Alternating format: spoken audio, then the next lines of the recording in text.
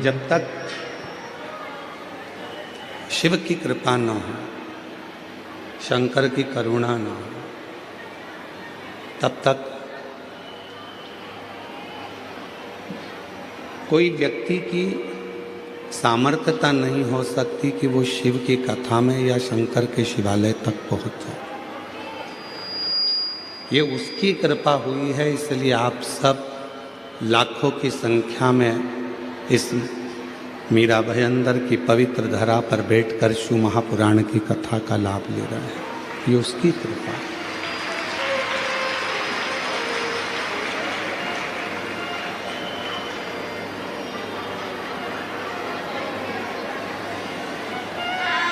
शिव के मंदिर में जाना या शिव की आराधना करना, साधना करना इतना सरल नहीं है।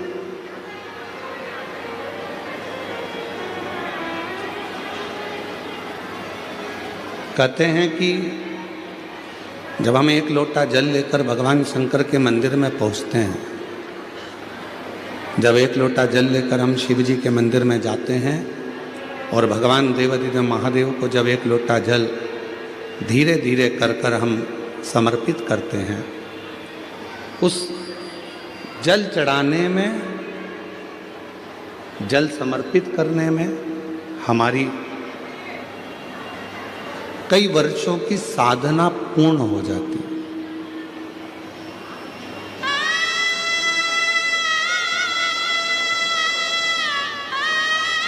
एक बार माता सती जी ने भगवान शिव जी से एक प्रश्न किया था।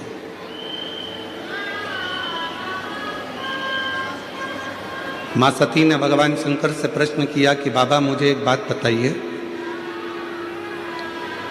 कि दुनिया के लोग जब पूर्ण तरह से भटक जाते हैं और पूर्ण तरह से जब भटक गए, फिर आखिरी में आपके पास जब पहुंचते हैं तो आप उनका उद्धार कैसे कर देते हैं?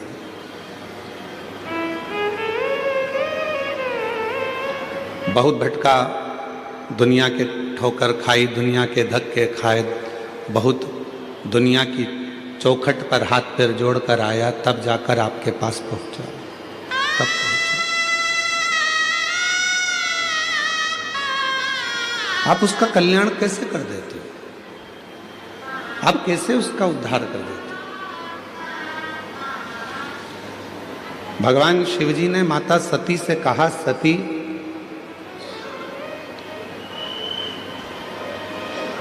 ₹3.5 करोड़ रोम छिद्र ये मनुष्य के शरीर में है और 21,600 श्वास मनुष्य के शरीर से प्रतिदिन निकलती है। रोज प्रतिदिन 21,600 श्वास इस शरीर से निकलती है। 3.5 करोड़ इस शरीर में रोम छिद्र हैं और ना जाने कौन सी श्वास आखिरी होती है, पता नहीं पड़ता। शिव कहते हैं जैसे डूबने वाला व्यक्ति को पानी एक मौका देता है, उछालकर बाहर फेंक देता। जो नदी में डूबते हैं, कुएं में डूबते हैं, सरोवर में डूबते हैं, खड्डे में डूबते हैं, समुद्र में डूबते हैं, पानी में डूबते हैं, तो उनको जल एक मौका बाहर निकलने का देता है कि आप इस पानी से बाहर निकल जाओ।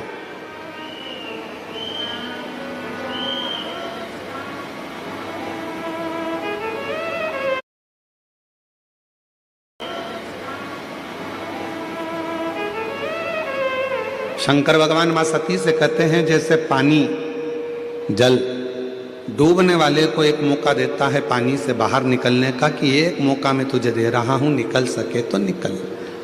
जिसको तैरना आता है वो एक मौका पाकर बाहर निकल जाता है, और जो तैरना नहीं जानता वो आखिरी में उसी पानी में डूबकर मर जाता है। उसी में डूब गया और उसी में वो मर गया। डूबा, मरा। जैसे शिव कह रहे हैं कि पानी में डूबने वाले को एक मौका दिया जाता है, पानी एक मौका देता है कि निकल कर बाहर हो जा। उसी तरह संसार सागर में जब मनुष्य चारों तरफ से घिर जाता है, शरीर बीमारी में घिर गया, परिवार में धन नहीं है, बच्चों की उन्नति नहीं हो रही है, पूरा परिवार दुखी है, तब परमात्मा भी एक मौका देता है कि एक बार सब दूर तू घूम कर देख लिया है, अब एक मौका पा और डूबने से पहले शिव की शरण में चले जा। यदि तूने चरण पकड़ लिए तो तू पार हो।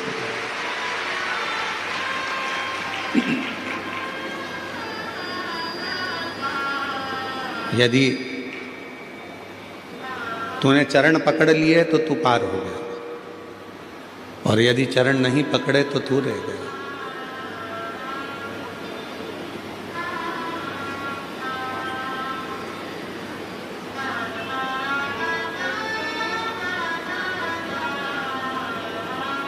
हम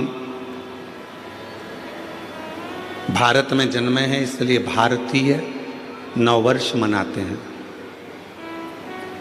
चैत्र के महीने में, गुड़ी पड़वा के दिन हमारे भारतीयों का नया वर्ष प्रारंभ होता है। फिर भी आज के बेटा बेटी जितने कैलेंडर से नया वर्ष मनाते हैं, 2025 जाएगा, 2026 आएगा।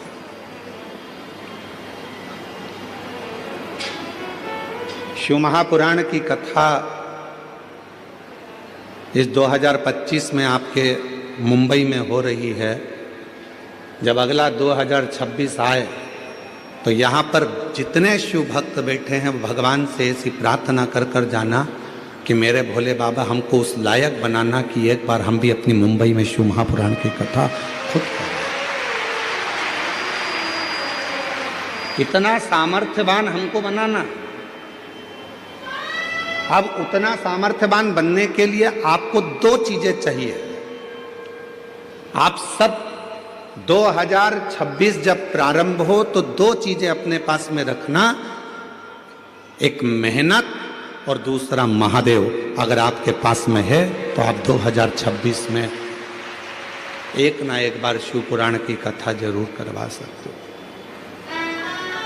मेहनत और महादेव। आज व्यक्ति मेहनत से पीछे हट जाता है। शिव महापुराण की कथा कहती है दुनिया में ऐसा कोई कुर्सी नहीं, ऐसा कोई सिंहासन नहीं, ऐसा कोई पद नहीं जिस पे तुम नहीं बैठ सकते।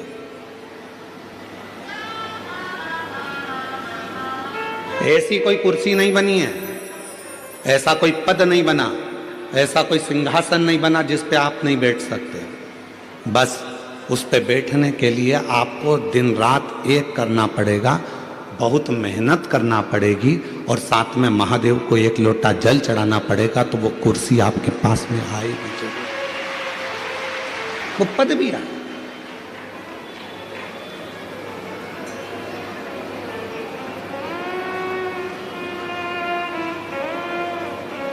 एक लाइन है, जो डर गया जम के बोलो वो मर गया।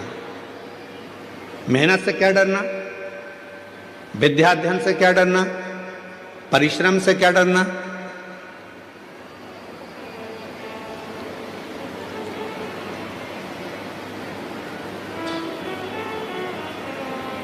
किसी ने कह दिया कि तू ये डॉक्टर की पढ़ाई नहीं कर सकता, तू नीट क्लियर नहीं कर सकता, तू आईएएस ऑफिसर नहीं बन सकता। जिसने कहा उसी दिन अपने मन में संकल्प कर लीजिए कि अब मैं नीट क्लियर कर रहूँगा, अब मैं सीए क्लियर कर रहूँगा, अब मैं आईएएस ऑफिसर बनकर रहूँगा। अब मुझे मेहनत को बढ़ाना है, 4 गुना करना है, परिश्रम करना है, रात दिन एक करना है, और शिव जी को एक लोटा जल चढ़ाना है, और बढ़ते चले जाना है। तो निश्चित है कि मैं अपनी उस मंजिल तक पहुँचूँगा।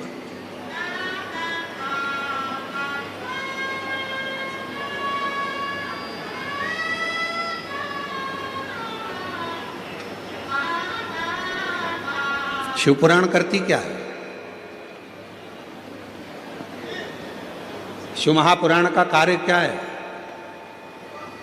जो होश में है शिव पुराण उसमें जोश भरती है। किसको जोश भर रही है? जम के बोलो। जो होश में है। शिव पुराण क्या करती है? जो होश में है उसको जोश भरती है। होश कैसा? कई लोग होते हैं नशे में रहते हैं, उनको होश ही नहीं रहता। कोई धन के नशे में है, कोई सत्ता के नशे में है, कोई वैभव के नशे में है, कोई अपनी वाणी के नशे में है, कोई अपनी काया के नशे में है, कोई अहंकार के नशे में इतना चूर रहता है कि उसमें फिर होश नहीं रहता, उसमें होश नहीं रहता। इतना नशे में डूबा रहता है कि वो होश खो बैठता है, उसके अंदर होश नहीं रहता।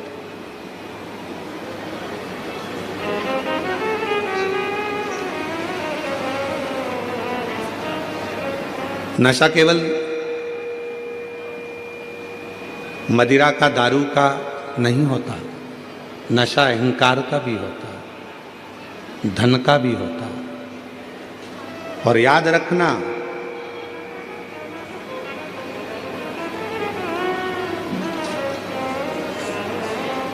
पानी में डूबोगे तो बचने के सार हैं।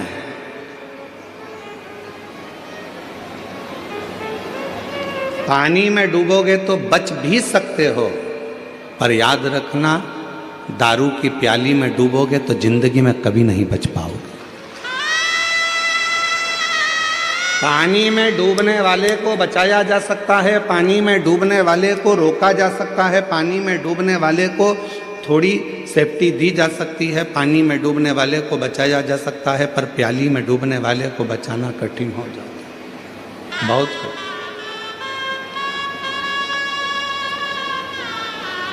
और उससे भी ज्यादा कठिन है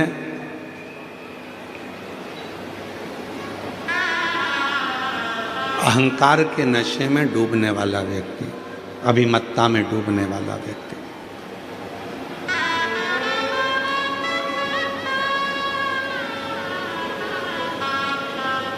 हमारे यहाँ तो कितनी सुंदर भाषा में कहा कि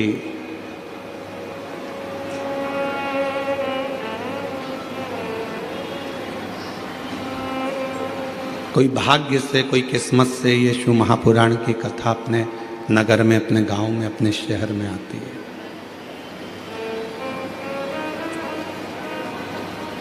दिल से मिलती है। पानी में डूबोगे बच जाओगे, प्याली में डूबोगे नहीं बच पाओगे। पर उससे भी बड़ा एक नशा और है, अपना अहंकार का नशा।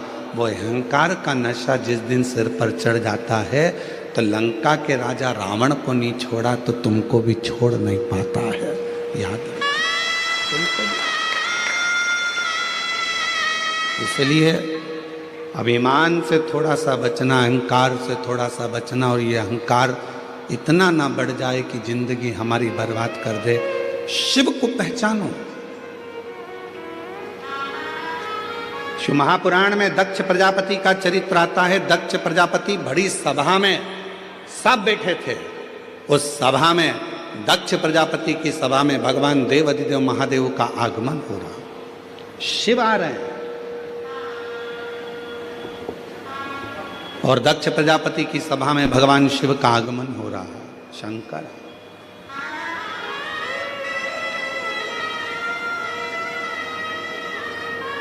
बीच में भगवान विष्णु जी मिल गए, शिव जी उनसे मिलने में रह गए। थोड़े आगे बढ़े तो ब्रह्मा जी मिल गए, ब्रह्मा जी से मिलने में रह गए। फिर और आगे बढ़े तो इंद्रदेव मिल गए, गरुण देव मिल गए, वरुण देव मिल गए। डीले कम कर दे बाबा। गरुण जी मिल गए, वरुण जी मिल गए, ऐसे सब मिलते गए तो भगवान शंकर उनमें मिलने में, सबसे मिलने में रह गए।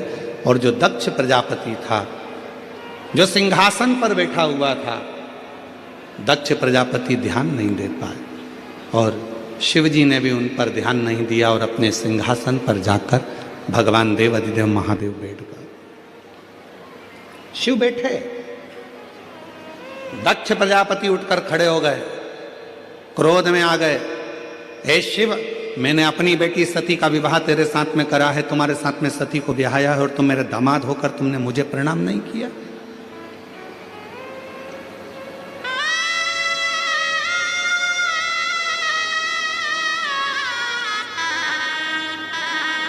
ब्रह्मा जी खड़े हो गए।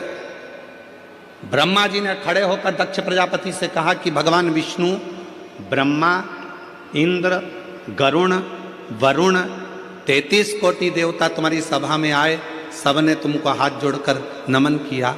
अगर शिवजी ने नहीं करा तो तुम्हें शांत रहना चाहिए, पर सिर के ऊपर तो अहम इतना भरा हुआ था कि सबने प्रणाम करा वो नहीं दिखा, पर शिव ने प्रणाम नहीं करा वो दिख गया।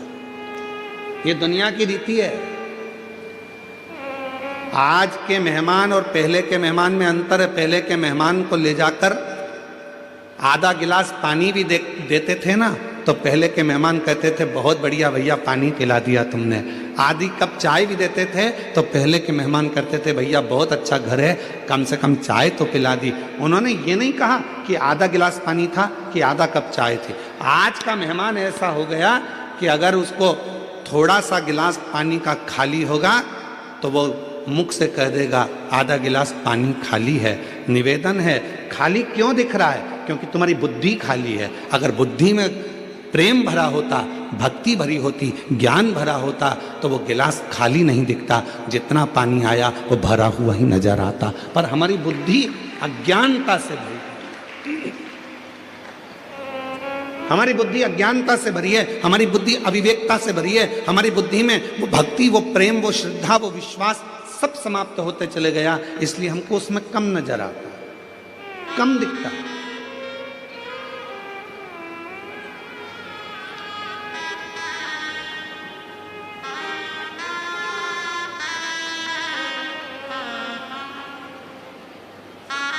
महाराज, भगवान की इतनी कृपा है आज के समय में, उस भोलेनाथ को रोज का धन्यवाद दो तो कम है। रोज का धन्यवाद देना तो कम है। कोरोना महामारी आई थी, पूरा विश्व हिल गया था। तुम्हारे आसपास में भी ना जाने कितने जवान की जवान बेटा बेटी चले गए होंगे।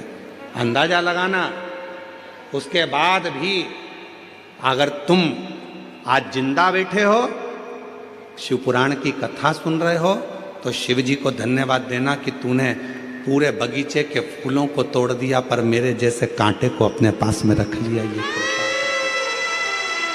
तेरी कृपा, ये तेरी उदारता, ये तेरी करुणा, ये तेरी दया है जो तूने हमको संभाल कर रखा। नहीं तो उखड़ तो अपन जब ही गए थे।